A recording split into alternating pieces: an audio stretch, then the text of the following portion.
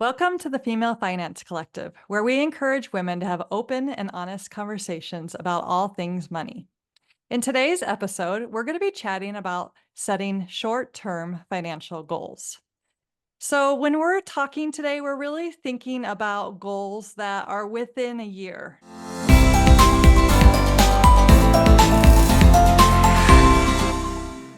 So they could be maybe as large as a year or as small as a month or a quarter, right? But just not what we mean by short term is probably a year or less in this conversation today. Okay. We'll do future episodes on medium term and long term financial goals after this. Okay. So why don't we start with Jen talking to us a little bit about what kind of short-term financial goals we might want to set and what SMART goals are.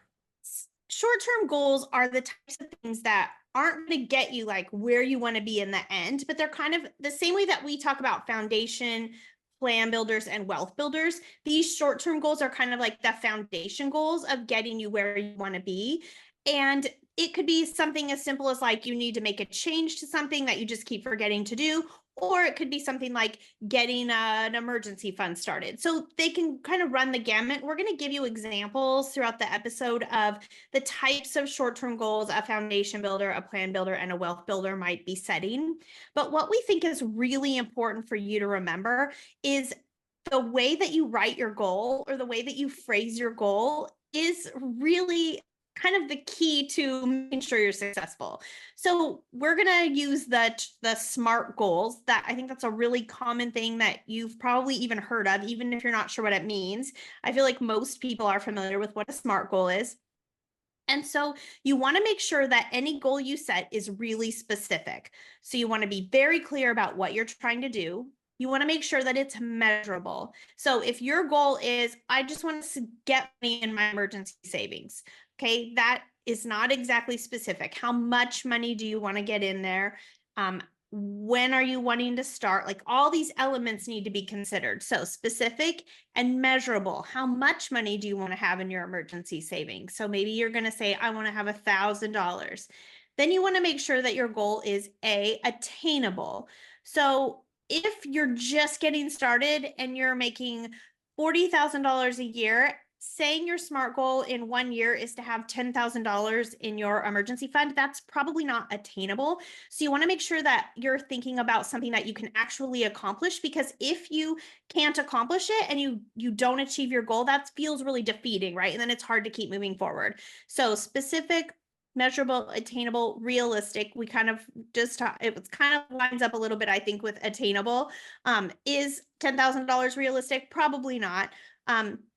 So make sure that you're thinking about that. And then time sensitive or time bound. When do you want to have that done? Is it going to be 6 months? Is it going to be a year? How long are you giving yourself to achieve that? So if your goal is, I just want to say, start an emergency savings fund, we're missing all those important elements. But if we say in 1 year, I will have $1,000 in my emergency savings fund because I'm going to put $100 a month into my high yield savings account. Now we're very specific. Our goal is very clear and we know exactly what we're working on. So that's the type of thing we want you to be thinking about as we share these different types of goals. Once you've set these goals, one of the important steps is to write them down somewhere and refer to them frequently. This is what will keep you on track.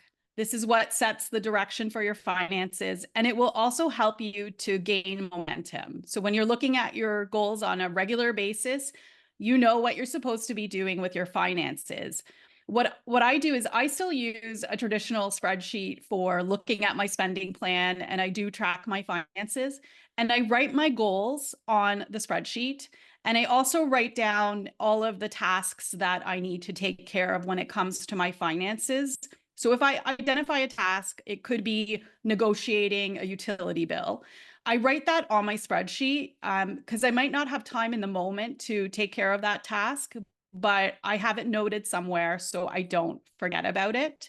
And that's really the important part of goal setting, is making sure that you're regularly checking in and seeing if you're making progress. And those regular check-ins, you can identify if you're not making progress, if you set a goal to fund that emergency fund and you're just not being able to put money away, then you can identify what is going on and how you can fix that with your finances. Perhaps it wasn't a realistic goal and you need to look at your numbers again and make some revisions. So today, what we were going to do is talk about short-term goals. So those, again, are goals that you would like to achieve within a year or less.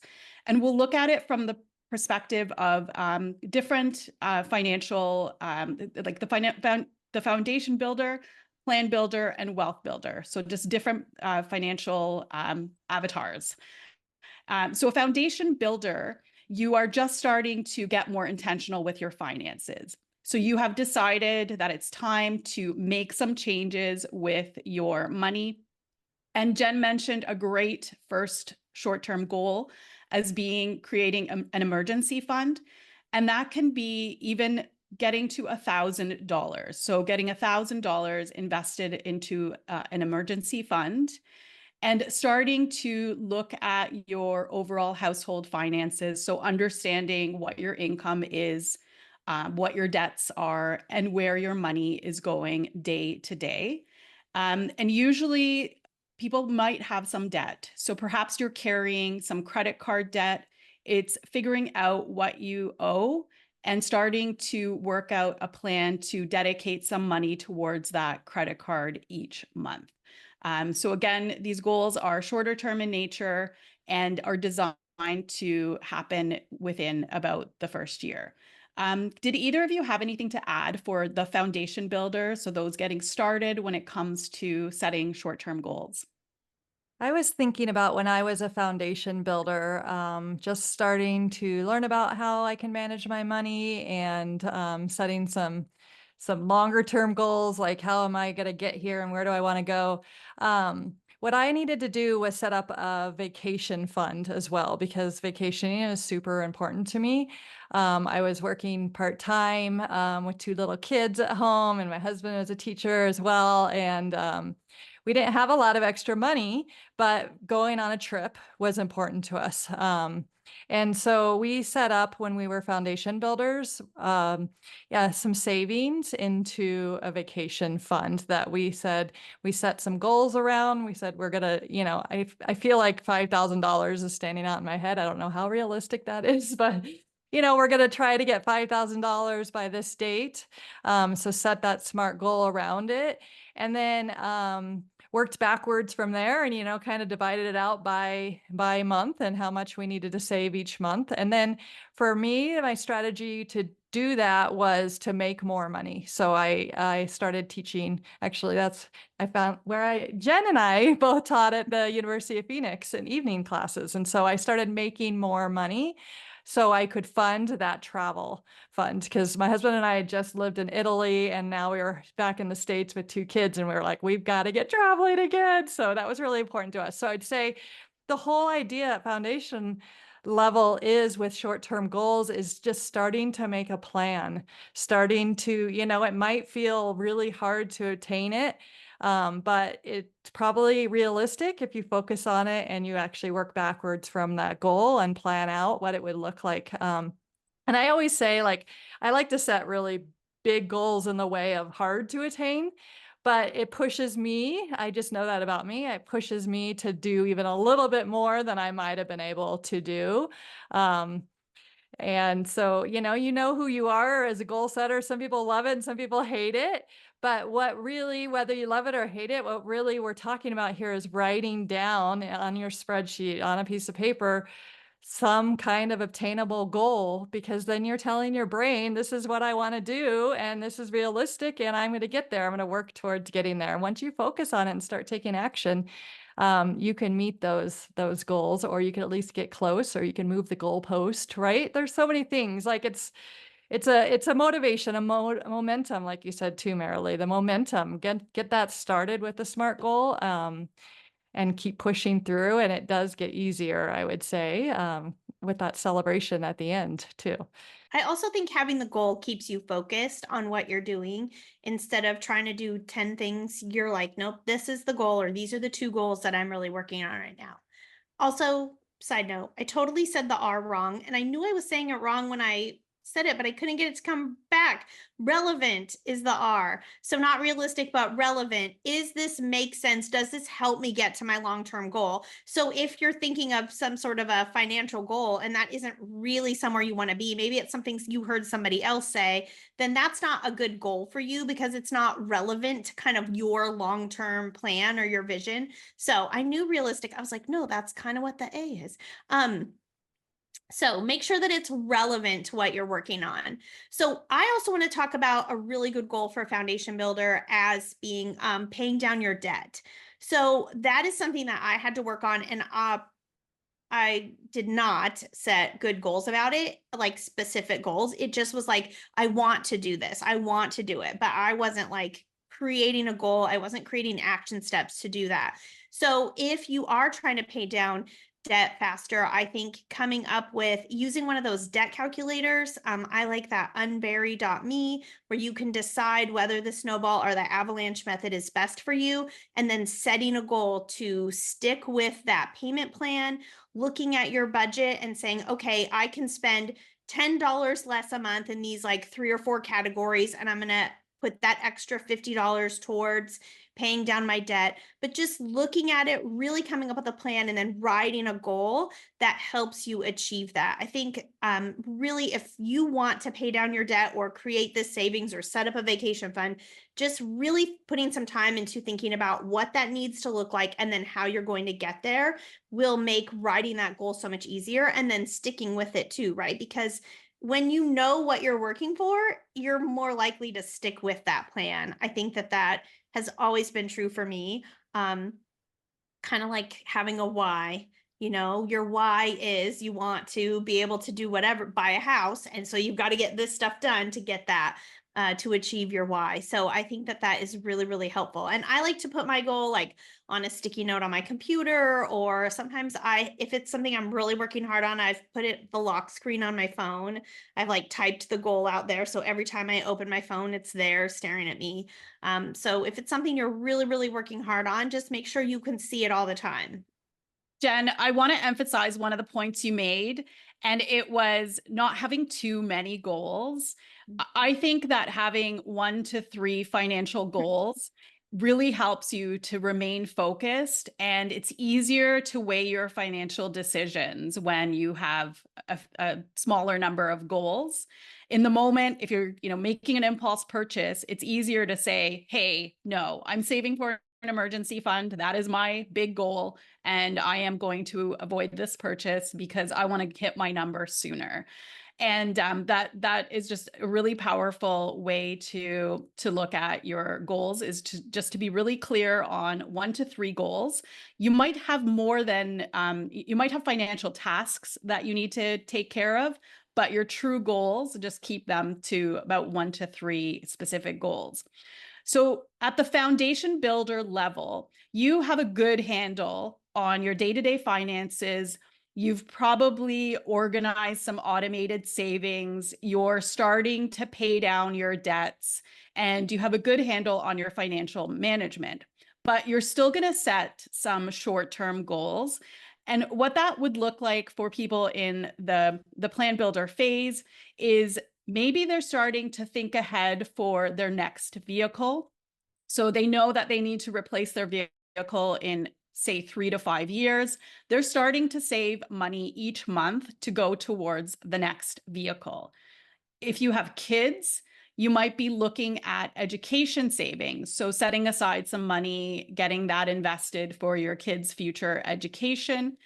And a big one that we come across is deciding to purchase a home. So that starts with getting a down payment in place.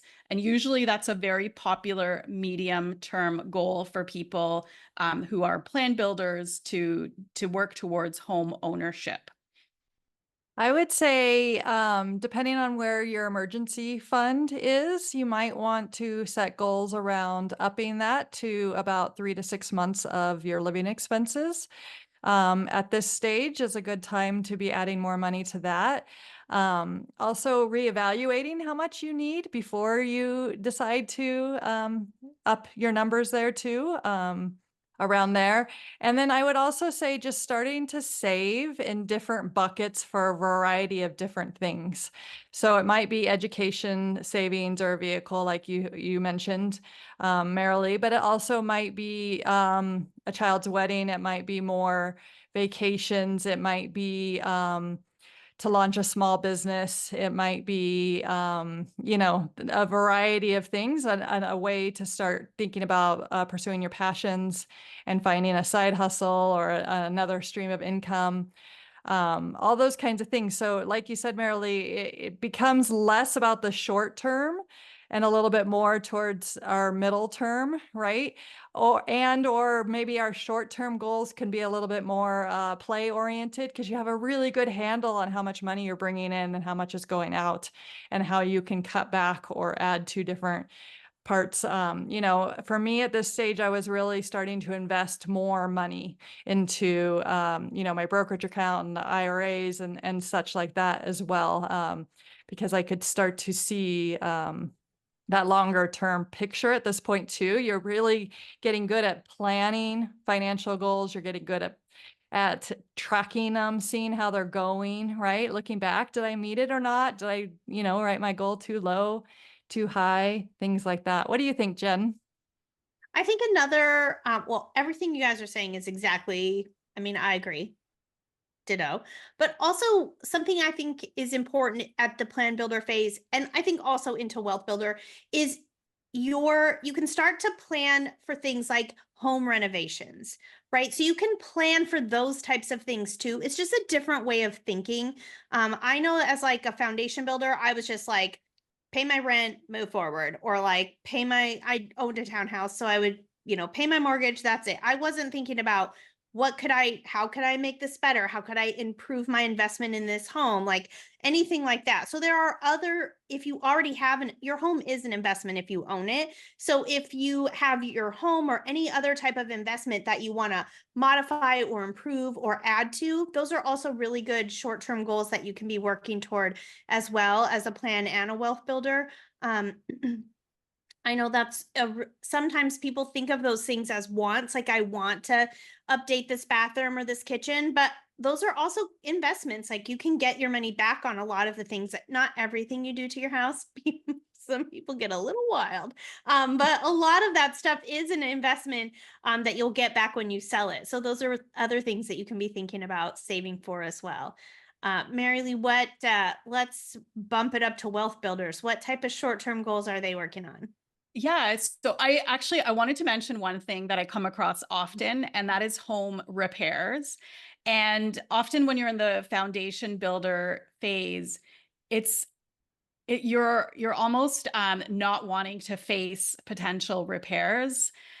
And as you get through and you're starting to think outside of the day to day and month to month, you start to actually investigate what things could go wrong and what things could cost. So we live in an older home. There are a lot of things lurking. All of the appliances had to be replaced at about the same time. And so you're starting to investigate what could come up next. And you're setting money aside so that if the air conditioning breaks in the next year, you have the money ready. And it's realistic to assume that could happen if your appliances or things in your home are older. Just wanted to add that. So at the wealth builder phase, you are starting to get more future oriented, but it doesn't mean that you don't retain some short-term goals. And you're still going to have tasks that you want to take care of each year. One of them could be maxing out your retirement savings. So, each year you may want to just put away the most that you can so that has a benefit on your taxes, but also on your future retirement. You may also start to think about shifting from having a financial advisor to perhaps learning how to invest on your own and exploring some of those options. So that can be a short-term goal where it's something that you want to learn about, boost your financial literacy, boost your understanding, and take a bit of time to see and weigh if that decision is something that could be helpful for you in terms of reducing fees. The other one I'll share that I come across from from time to time is planning for a sabbatical or a year off. So the way people plan for that is they do set aside some money. So they'll have a short-term goal to save some money to fund their living costs while they're taking a year off, because most employers will not provide your full pay, even if there is a sabbatical arrangement. So it's starting to think of some bigger decisions. And I do find at the wealth builder stage, the decisions are bigger and they feel a little more stressful. It can feel uncomfortable to make these decisions. You have a lot of fear around it. And that's where getting an accountability partner or a mentor or an advisor really helps to talk about your feelings and to just navigate the complex decisions that you're starting to make at this wealth builder stage. So, I feel like you have something to add. For Yeah, this I was phase, going to add you're on actively to going. all your amazing ideas. Making more money with the multiple income streams, right? So this is the point in your life when you're a wealth builder that you're starting to think, okay, what different streams of income could I bring in? Do I want to get into real estate and do short or long-term rentals? Do I want to really focus on high dividend stocks or growth stocks for capital gains, right? So you start really digging into different ways to bring in income and not having to rely on that one source as much anymore. You start thinking about time freedom, how, building wealth can buy you time freedom. We can talk about that on a whole nother episode, but the general gist of that is, making money while you sleep is what people say, right? Setting up some, nothing's completely passive in my opinion. Maybe some people have found something. But it are mostly passive income, right? Stream, like running an Airbnb. There's work I have to do, maintenance on the house, etc. Pay assessments for a roof. Marilee, you were talking about kind of saving for more home repairs. Like we know now we live in Colorado, there's hailstorms like crazy. If we need to activate our insurance, there's a $5,000 deductible. We need to be ready to pay that. So, making sure you're saving in those areas too. And so making more money is also something you can really focus on in this wealth builder stage, because you have your spending in control, because you have grown your wealth to a certain level. You understand the risk. You hopefully have some, safe money and some, depending on your comfort zone, your risk levels, you kind of go up from there. But it's a really exciting time too. So today we've really talked a lot about short-term financial goals and writing SMART goals for all three stages of wealth building, from foundational builder to plan builder to wealth builder. And we really appreciate you listening in.